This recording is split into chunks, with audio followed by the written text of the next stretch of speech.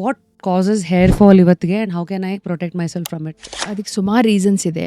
Main reason ನೀವು ಸರ್ಜಾಪುರಲ್ಲಿ ಇದ್ದೀರಾ, ಇಲ್ಲಿ ನೀರು ಓಹೋ, ಸೊ ಅದೊಂದು ಮೇಜರ್ ರೀಸನ್. ನಿಜವಾಗ್ಲೂ ನೀರಂದ್ರೆ ಈಗ ಟ್ಯಾಂಕರ್ ಹಾರ್ಡ್ ವಾಟರ್ ಅಲ್ವಾ, ಸೊ ಇಲ್ಲಿರೋದು ಹಾರ್ಡ್ ವಾಟರ್ ಅಲ್ಲ. ಸೊ ಹಾಗಾಗಿ ಕೂದಲು ರಫ್ ಆಗೋದಾಗಲಿ, ಕೂದಲು ಉದುರೋದಾಗಲಿ, ಇದೆಲ್ಲ ತುಂಬ ಕಾಮನ್. ಡ್ಯಾಂಡ್ರಫ್ ಆಗಲಿ, it's again a very common symptom of hard water.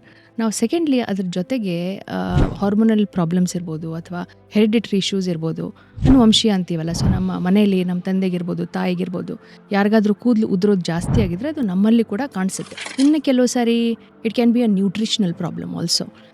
ಸುಮಾರು ಜನಗಳಿಗೆ ಏನೋ they might be deficient in iron ಆಗಲಿ, ವೈಟಮಿನ್ ಡಿ ಆಗಲಿ, B12 ಆಗಲಿ. ಸೊ ಈ ಥರ ತುಂಬ ಡೆಫಿಷಿಯನ್ಸಿ ಇರುವಾಗ ಕೂದಲು ಕೂಡ ಜಾಸ್ತಿ ಉದುರುತ್ತೆ. ಹೆಣ್ಮಕ್ಳಲ್ಲಿ ರಕ್ತಸ್ರಾವ ಆಗೋದಾಗಲಿ, ಅವರಲ್ಲಿ ಜಾಸ್ತಿ ಹಿಮೋಗ್ಲೋಬಿನ್ ಕಮ್ಮಿಯಾಗಿ ಅದು ಹೇರ್ ಫಾಲ್ ಆಗೋ ಚಾನ್ಸಸ್ ಜಾಸ್ತಿ ಇರುತ್ತೆ. ಸೊ ಇನ್ನು ಕೆಲವು ರೀಸನ್ಸ್ ಅಂದರೆ ಪಾರ್ಲರಲ್ಲಿ.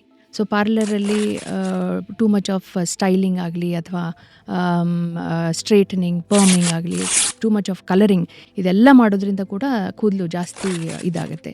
These days which is very upcoming ನನಗನ್ಸೋ ಮಟ್ಟಿಗೆ ಅಂದರೆ too much of protein intake, too much of keto dieting. ಅದರಲ್ಲಿ ಕಾರ್ಬೋಹೈಡ್ರೇಟ್ಸೇ ಇರಲ್ಲ. So carbohydrates are required for hair growth, which is very very important.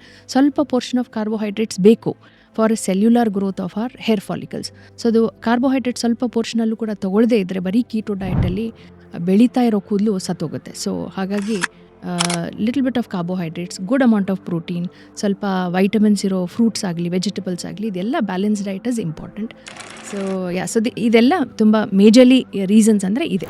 Full ವಿಡಿಯೋನ ನೋಡಿ ಆನ್ ರ್ಯಾಪಿಡ್ ರಾಶ್ಮೀಸ್ ಯೂಟ್ಯೂಬ್ ಚಾನಲ್.